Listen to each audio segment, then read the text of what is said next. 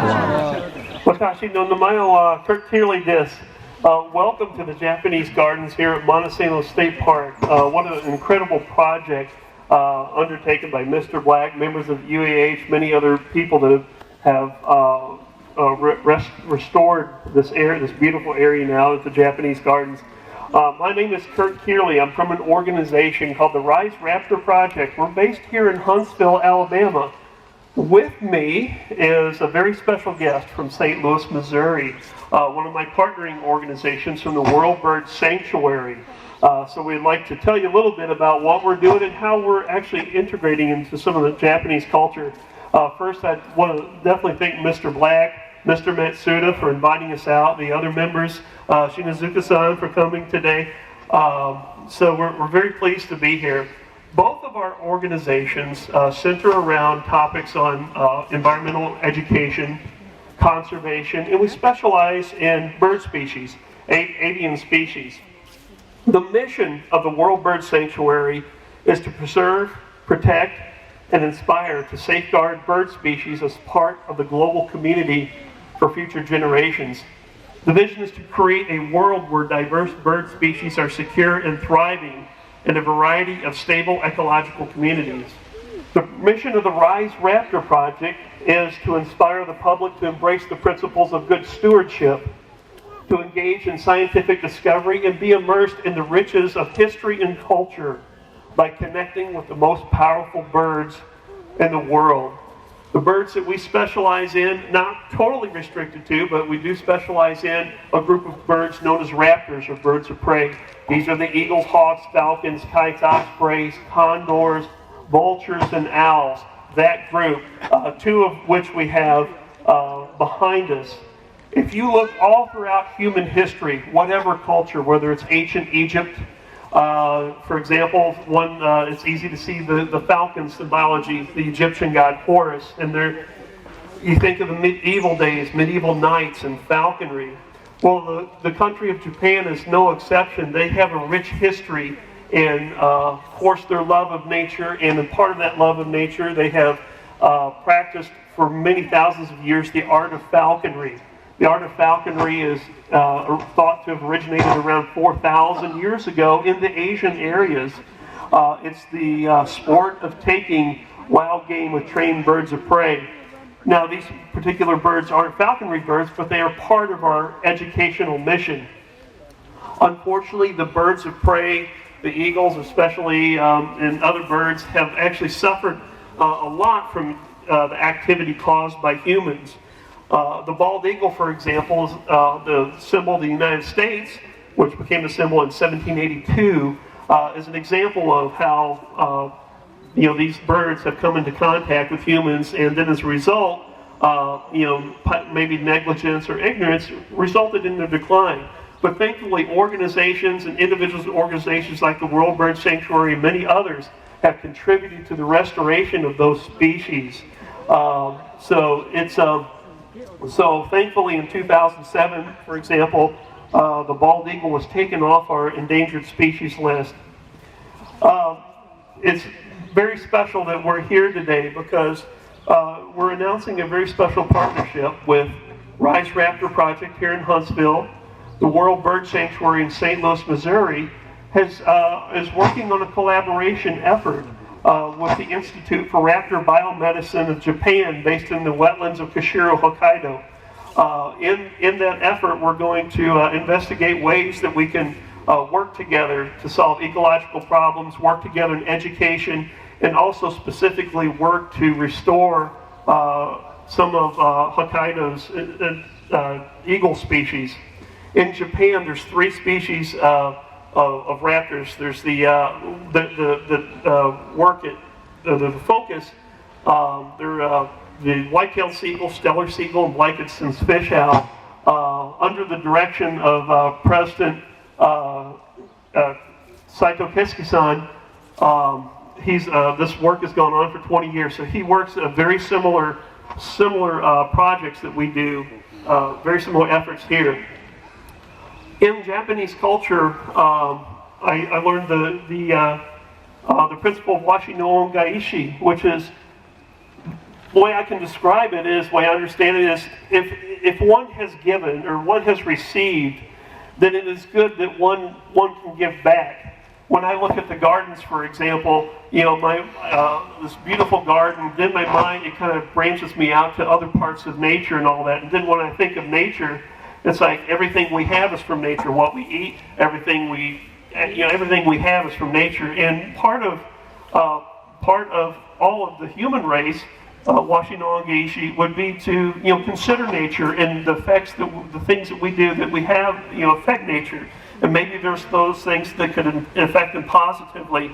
As part of this project, part of our Washinongaishi would be at the World Bird Sanctuary to enter some of the white-tailed sea eagles that hopefully we will import from Japan into their captive breeding project. These are non-releasable eagles that have suffered injury of many kinds, and World Bird Sanctuary has a long-standing history of the restoration of raptor species. And so hopefully one of the goals would be is to return more chicks to Japan to be released back to the wild than we received here in the United States. Hopefully one of those white-tailed sea eagles, one or more, will also call Huntsville, Alabama its home and join the Rise Raptor Project community here and serve. All these birds are ambassadors. The animals we use are ambassadors to nature, but these will be very special ambassadors. They will also be ambassadors of Japan. So they're very, very special birds. Real quick, I wanted to introduce one of my birds, and then I'll hand it over to the World Bird Sanctuary. This is a Eurasian eagle owl. As its name suggests, it's found in Europe and also Asia. It's also found in Japan. They're considered the largest species of owl in the world, belonging to the raptor family. Real quickly, there's basically, if you ask, well, what is a raptor? What is an eagle or a hawk? There's three things that make a bird classified as a raptor. Keen eyesight. They have a very sharp beak and strong talons. These are predatory birds. They hunt for food. Maximus here is a permanent resident at Rise Raptor Project. He's often seen in our community. He accompanies us. After the program, we'll have a table set up in the back, and you can come by, get a closer look at Maximus, talk to us a little bit more about the project, what our relationship to Kashiro. But before I take up a lot of time, I wanted to go ahead and turn it over to my colleagues at the World Bird Sanctuary, Jeff Mezek and Brian Bissonette, Executive Director and Deputy Director, and they can tell you a little bit about their mission and goals in the project as well. Thanks, Kurt. Well, thank you very much. We're honored to be here. We got down here last night from St. Louis, Missouri with Liberty, our bald eagle back there. I'll talk a little bit more about Liberty and how he ended up in our care. But we did want to mention a few things. We're really excited about this opportunity and this project in partnership with the Japanese organizations that are really trying to do some good work with the white-tailed eagle.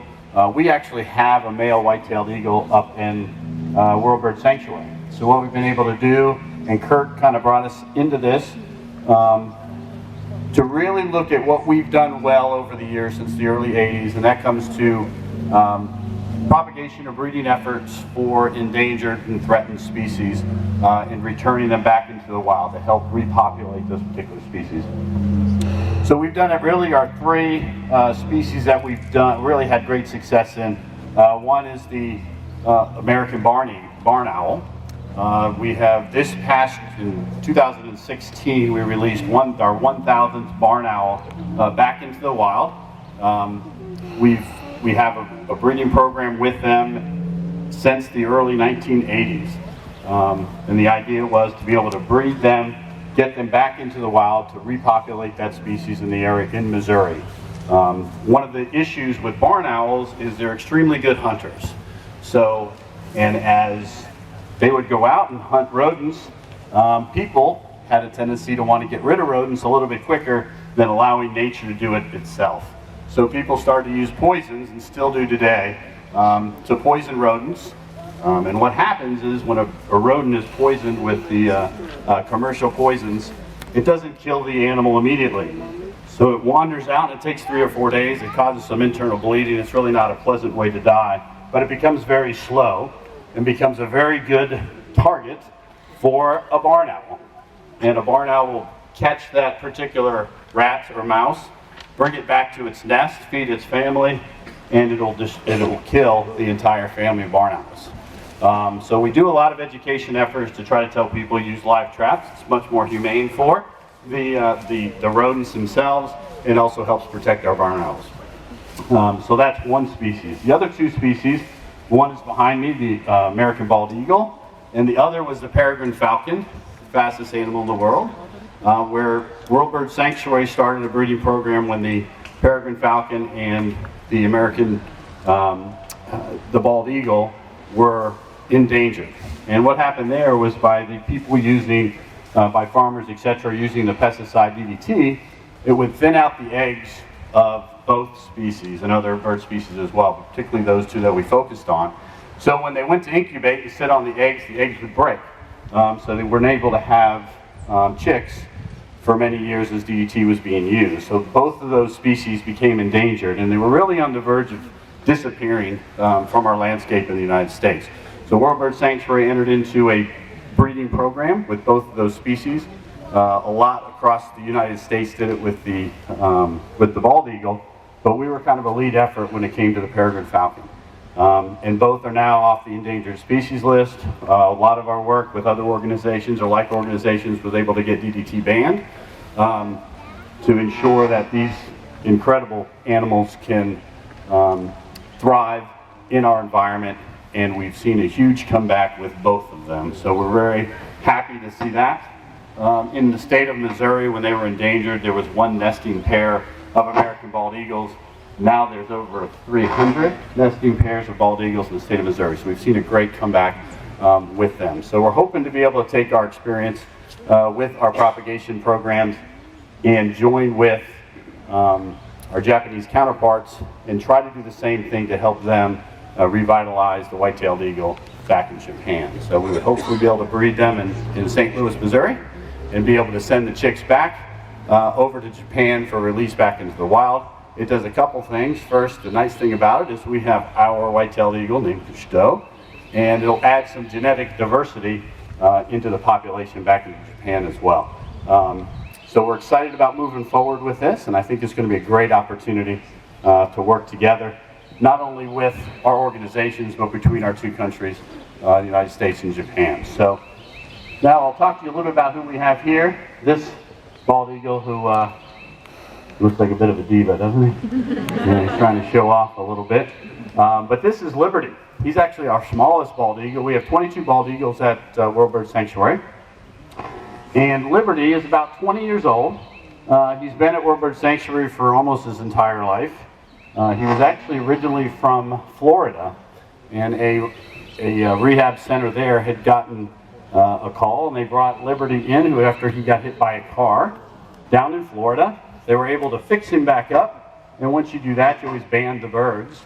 And he was fixed up and released back into the wild. Well, shortly thereafter, he ended up back at the same institution because he got hit by a car a second time. He's a beautiful looking bird, but we wonder about how intelligent he actually is. Learned once, twice. Well, this time, unfortunately, it injured his eye to a point where he's not able to hunt, and also broke what's considered his equivalent to his collarbone. So he isn't able to fly well enough to survive on his own in the wild. So at that point, the organization in Florida shipped him up to World Bird Sanctuary, and he's become one of our animal ambassadors for about 20 years now. So he does extremely well. And like I said, the nice thing about him, as you can see, he likes to show off a little bit. He enjoys little kids coming up near him, take some pictures with Liberty. But he's a perfect example of kind of what we're here for and what we do. All of our birds at World Bird Sanctuary that we have on permanent display are birds that have gone through rehabilitation and unfortunately weren't able to be released back into the wild. Our number one goal with our rehab hospital is every bird that comes through is to get them fixed up and get them back into the wild where they belong. But unfortunately some we can't do that with, and we use that opportunity to take care of those birds as well as educate the public on a variety of species at World Bird Sanctuary. So again, thank you very much for having us come down. Hopefully you'll get a chance to swing by our table get a picture with these magnificent creatures behind me and remember the day and remember how fragile nature can be, how important we are to making sure that we can strike the balance between what we want and what they need to be able to survive. So once again, thank you very much. We look forward to seeing you throughout the day and enjoy the rest of your time here. Thank you.